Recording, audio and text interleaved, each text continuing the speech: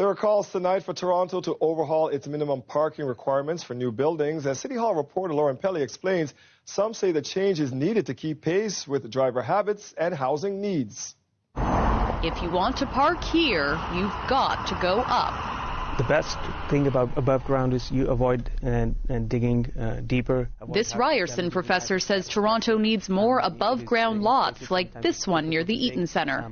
You can repurpose redundant parking space if it's above ground in the future, but the choices to repurpose an underground parking lot are very limited. He's making the recommendation because people are driving less thanks to the rise of ride-hailing apps. And down the road, there might also be totally autonomous cars that can park on their own in tighter spaces.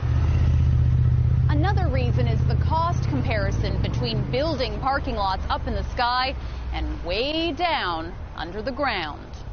Building lots above ground is less expensive and part of the regular construction costs. Plus, the spaces can later be used for something different. But underground, lot construction in pricey neighborhoods can cost $80,000 to $100,000 for each parking space. So if you build 100 spaces, that could cost at least $8 million. It's a win-win because the underground parking spots will remain underground. There's not much utility for them, unless you want to use them to hold water in case of flooding. But that's about it. That's about it. Some say the city also needs to overhaul its minimum parking regulations, which require close to one space for every unit in an apartment building. There's Toronto near transit and there's Toronto far away from transit. Toronto far away from transit probably needs more parking spaces right now. This affordable housing advocate says wherever possible, the city has a key decision to make.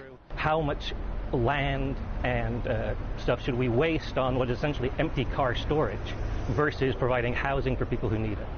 Councillor Ana Bailao says the city already pushes for less parking on a case-by-case basis. Personally, I'm not a fan of above-ground parking spots. I always like to see them underground.